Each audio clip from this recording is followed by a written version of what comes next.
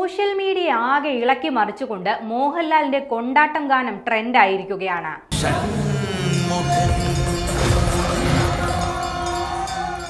തരുൺ മൂർത്തിയുടെ സംവിധാനത്തിൽ പുറത്തിറങ്ങിയ തുടരും എന്ന സിനിമയുടെ പ്രൊമോഷൻ സോങ്ങായ കൊണ്ടാട്ടം ഇന്നലെ വൈകിട്ടാണ് പുറത്തിറങ്ങിയത്.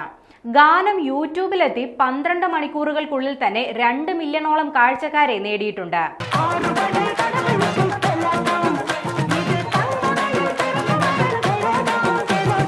ഇപ്പോൾ സോഷ്യൽ മീഡിയ തുറന്നാൽ കൊണ്ടാട്ടം തരംഗം തന്നെയാണ്. ഗാനരംഗത്തിൽ മോഹൻലാലിനൊപ്പം ശോഭനയും സംവിധായകൻ തരുൺ മൂർത്തിയും നൃത്തച്ചുവടുകളുമായി എത്തുന്നുണ്ട്. മൂവർക്കുമൊപ്പം MG ശ്രീകുമാർ, ജേക്സ് ബിജോയ്, അമൃത വർഷിനി, തോമസ് മാത്യു എന്നിവരും പ്രത്യക്ഷപ്പെടുന്നുണ്ട്.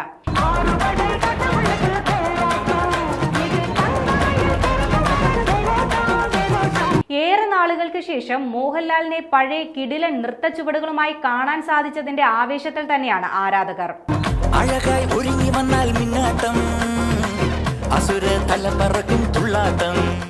MG ശ്രീകുമാറും രാജലക്ഷ്മിയും ചേർന്നാണ് കൊണ്ടാട്ടം ആലപിച്ചിരിക്കുന്നത്.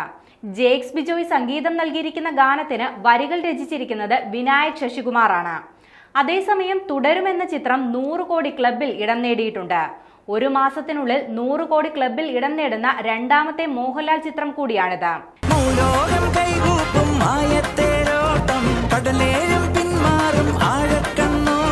നേരത്തെ പൃഥ്വിരാജ് സംവിധാനം ചെയ്ത എമ്പുരാൻ എന്ന ചിത്രവും 100 കോടി ക്ലബിൽ ഇടം നേടിയിരുന്നു.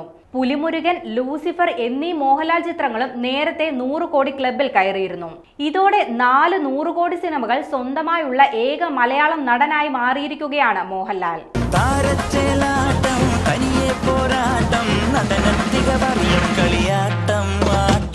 ഏറെ നാളുകൾക്ക് ശേഷം മോഹൻലാൽ ഒരു സാധാരണക്കാരന്റെ വേഷത്തിലെത്തിയ ചിത്രമാണ് തുടരും.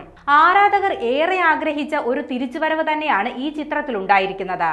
പോരാത്തതിന് മോഹൻലാൽ ശോഭന കോംബോ വീണ്ടും എത്തിയെന്ന പ്രത്യേകതയും തുടരുമെന്ന ചിത്രത്തിനുണ്ട്.